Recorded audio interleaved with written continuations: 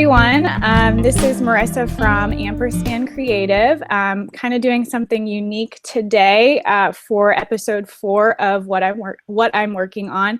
If this is your first time tuning into the series, it's basically an interview series for creatives where I'm going to talk to some really awesome creativepreneurs about the projects and goals that they're working on. So far, I've interviewed some people I know in real life, in person, and today I have a special guest, and we're doing a Google Hangout on air, so hopefully I've done it right. We have Whitney from The Common Great, and she is here in Iowa right now, and I'm in Pittsburgh, so this is pretty cool. So I don't know if, Whitney, if you want to share how we kind of, I don't know, found each other, but we kind of have a unique friendship. So why don't you share a little bit about that? You do.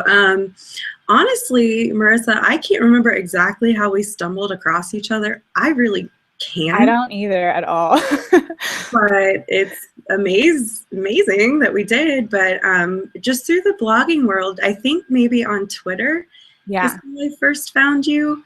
And we launched about the same time. Right. Our blogs, which made it extra special. But you know, I'm originally from Cincinnati, in the Cincinnati area, and it's pretty rare and spectacular when a Steelers fan and a Cincinnati fan get along. And I found that out way late in our relationship. You're like, oh no, it's too late. I couldn't go back. But yeah, I guess we just found each other through social media and found our each other's blogs. So. Yeah, it's pretty awesome when you realize this blogging world is so much bigger than you imagine, and so much bigger than yourself, and that you can become really close with people you've never met in real life, but yet I feel like we have. And so this is the first time we've ever seen each other face to face, and it's cool.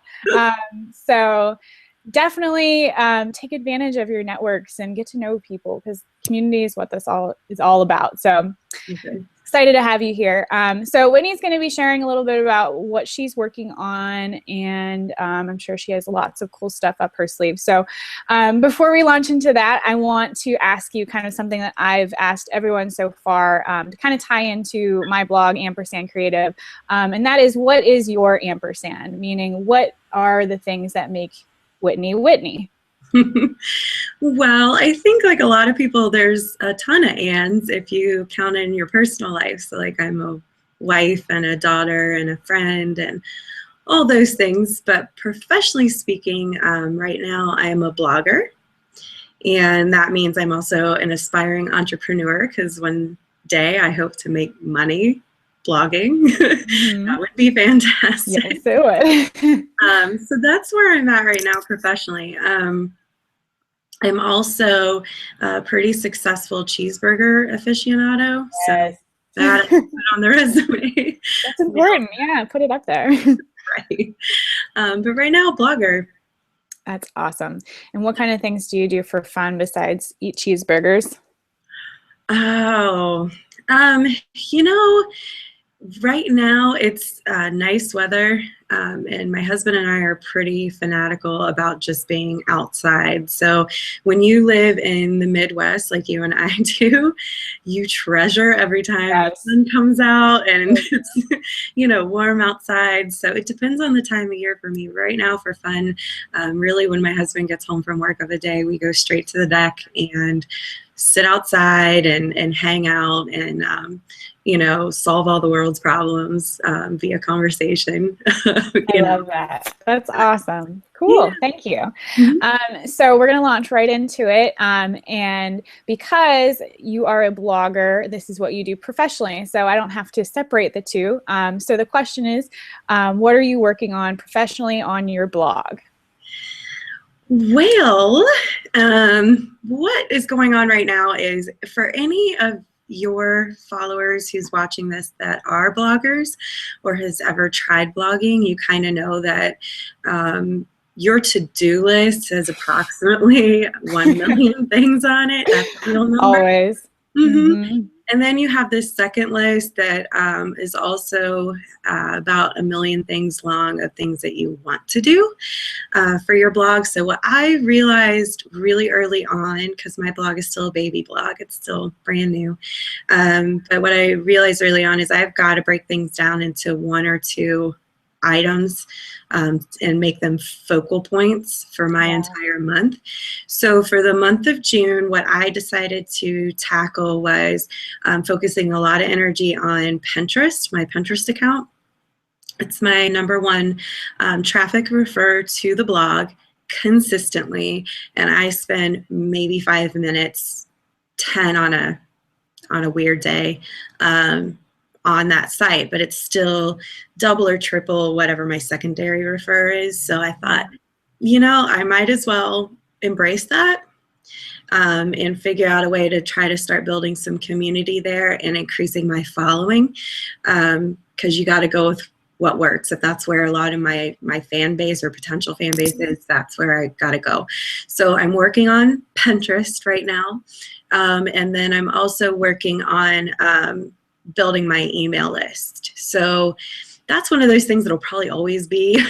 Yeah, absolutely. Yeah, it'll probably always be a focal point for my month to month, what I choose to do. It's so important.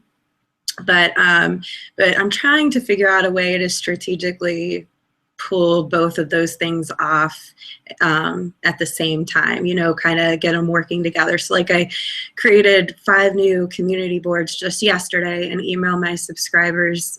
Yes, I'm so excited. It's something, it's a start, I'm just trying, but I wanted to give them a chance to put their work and their content out there and give them another place to do that created more of a community. And then I separated one of those boards out so it's only accessible to people on my email list. And then so I'll follow up with a post, and that's really what I'm working on right this minute is when I hang up with you, I'm working on constructing a post teaching people how to create community boards for Pinterest and why it could be an important vehicle for them for their blogs or for their websites. And then I'll list those same boards at the end of that post. And so my hope is that maybe some people might take the opportunity to subscribe to my email list so that they can take part in that exclusive board. It's just about kind of creating value for what the heck is in it for them to even subscribe or bother subscribing to me. So I'm trying to get those 2 goals working hand in hand. I think it's brilliant. I'm lazy, so crossover. Oh, yeah, anytime you can kill 2 birds with 1 stone, that's fantastic. Yeah, I love the idea. I read your newsletter yesterday and was super excited. Yeah, and I think maybe you can touch a little bit on this. If people haven't read your blog before, can you explain a little bit more about why it's so important to you to be showcasing other people's work? For me, I feel like the only right way to build an audience, and sometimes I guess there's an argument that it would take longer, but I don't necessarily agree, but people don't follow other people's blogs or buy into their businesses or buy products from you. You don't have to be a blogger to prescribe to this, train of thought. But whatever your business is, people don't buy into that because they want to do something nice for you. They don't know you, they don't care. You get those rare individuals or those extended family members that if you print a t-shirt, they're going to buy it because they love you. But for the general population, it's really, they read blogs, they buy from you because you've provided some kind of value to them. And for me, my blog is about teaching people how to have a more effective and memorable online presence, and also providing business tips and business strategies that I've learned over the years.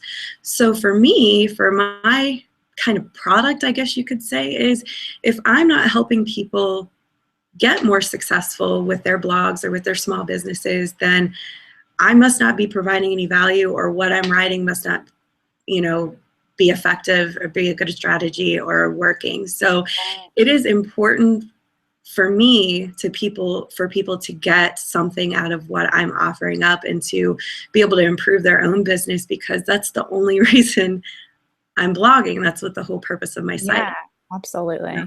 And plus it's fun. It keeps you motivated. So fun. Right? Yeah.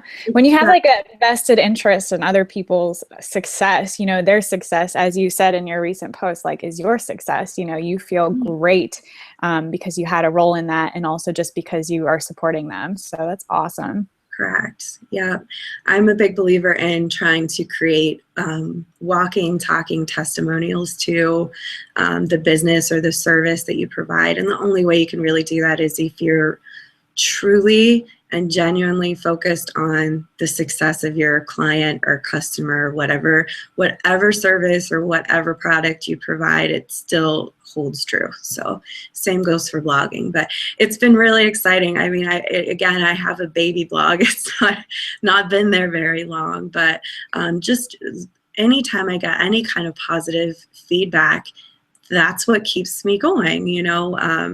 Blogging can be super freaking lonely and grind and very defeating sometimes, because you're like, you pour your heart and soul into a post. Why isn't it viral? What is wrong with these people? Hello. Population.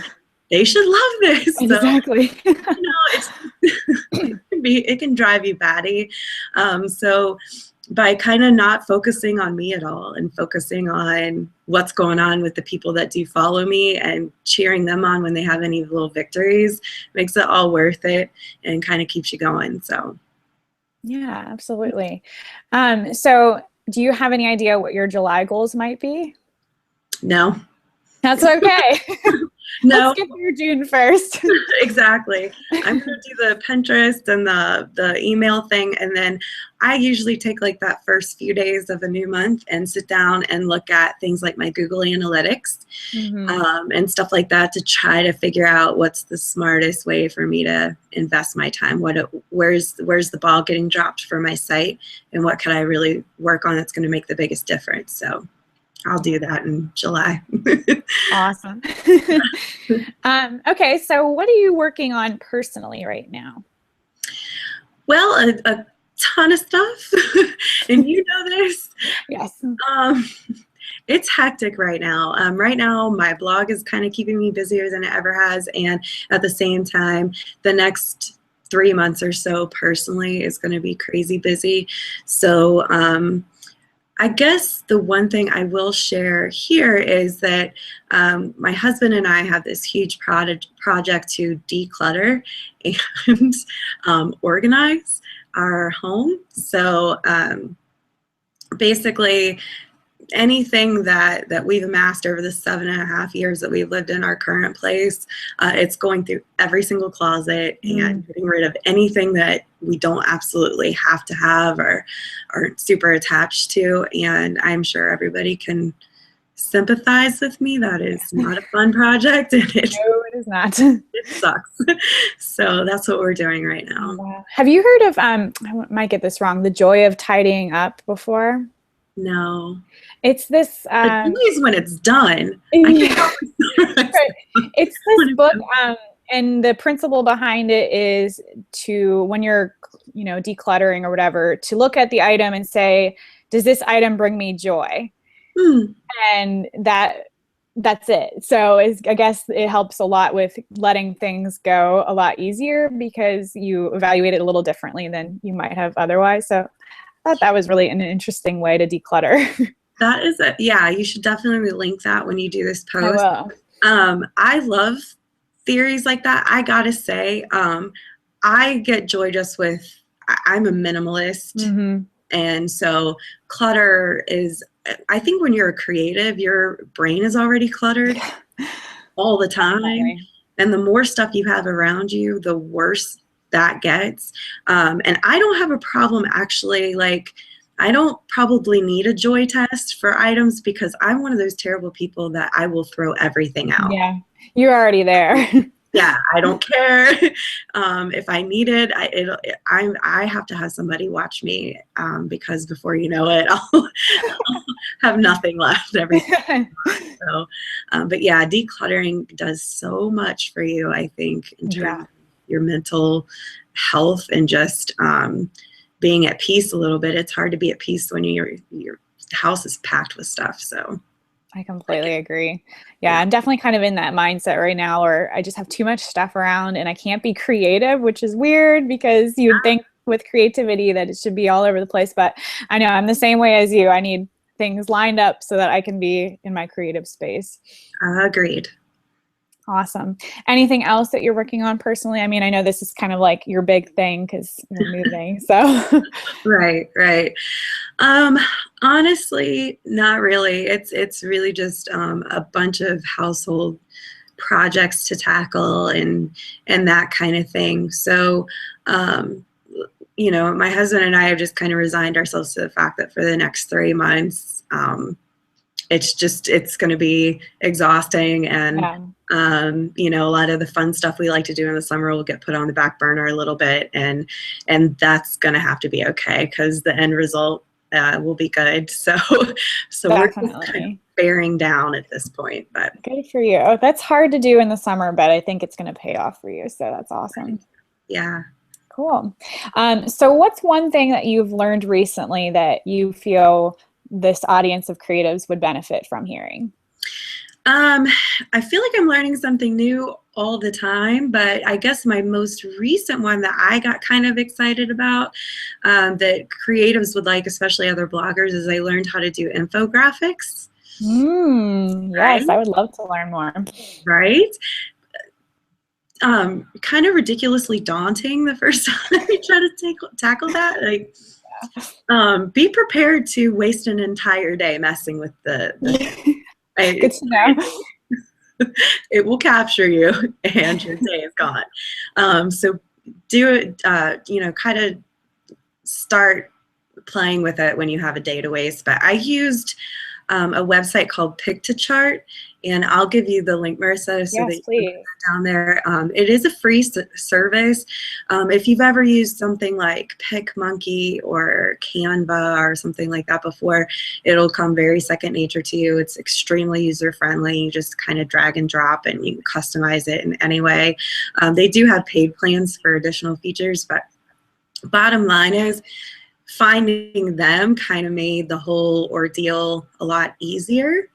And every time you do it, it's like anything else. Every time you do it, it gets quicker. So I actually just did a second one the other day, and it went twice as fast. I had it kind of banged out in a couple of hours. But I'll also send you a link for the blog post. What really spurred me to get out there and finally create one for a blog post was Lauren Hooker's blog post over at Ellen Company. She has a great one that's a step-by-step guide to creating infographics.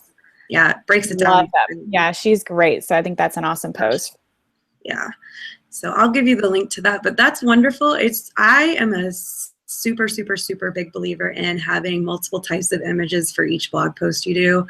It doesn't mean you always have to create an infographic for every post you do, but just having multiple types of images, things that look different, to promote each of your blog posts, because you get to learn so much, especially early on.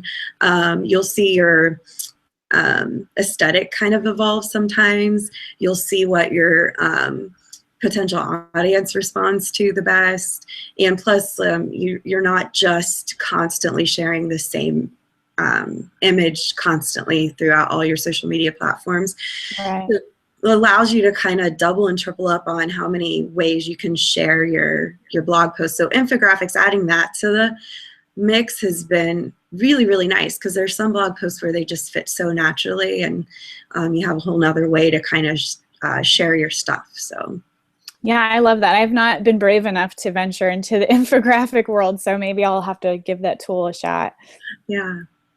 Awesome. Well, that's really useful. And my last question for you today is, what are you currently reading or planning on reading next? Not a darn thing. So I really am slammed, and I cannot read. I read a lot of blogs. I can read. I'm literally Like, I'm not reading anything right now, except other people's blogs. However, I won't leave you empty-handed, even though I have no intention of reading any books or anything like that for you to link. I recently, for the first time, I think I'm the last to know about everything under the sun, but I just got into TED Talks. Yes, I love TED Talks. Right, they're so good. And so I binged watched, one day I was supposed to be writing a post, and I binged watched like an entire day TED Talks. And then when my husband got home from work, I kind of overwhelmed him. As soon as he walked in the door, I'm telling him everything I learned from every TED Talk I watched that day, and that's a little much. Don't do that to somebody. Probably my favorite one, and the one that I had the biggest like aha moment from, it was so simple, and I highly recommend it to everybody. Let me get the name right. It's Simon Sinek, and it's called How Great Leaders Inspire Action. And it sounds like the type of TED Talk you should only click on like if you're a boss or whatever, a manager. It is not. It is perfect for anybody who is a small business owner or is really just a blogger. It's great for bloggers. It kind of talks about the psychology of what inspires people to want to follow you, or anybody that you want to try to sell to or market to, and that kind of thing. It's fantastic. So I'll give you the link to that. So cool. Yeah, I haven't seen that one, so I'm definitely excited to check that out. Love it. Love it. Cool. And could you give some shout outs to a couple of blogs that you like to read? Oh my God, a million right now. I'm kind of jazzed up on blogs. I will give a shout out because beyond you, probably the next most supportive person in the blogging world for me has been Andrea Beltrami of the Branded Solopreneur. She has a wonderful Facebook community that I can go to anytime that I need help with something, but also just the content she puts out there in terms of visuals and branding, amazing. So I'll give you a link to her. I love Kayla Holitz's. Me too. Her blog makeover is smashing. Yes, it's beautiful. I agree. So I love her, and I just started getting more into. I've known about her for a while, but Jenny Purr, and listening to her podcast and stuff like that. So I'm pretty into her too. Very cool. Yeah, thanks. That's great. We'll definitely put links to all of those ladies there too. They're wonderful. Cool. Anything else you'd like to share with our community?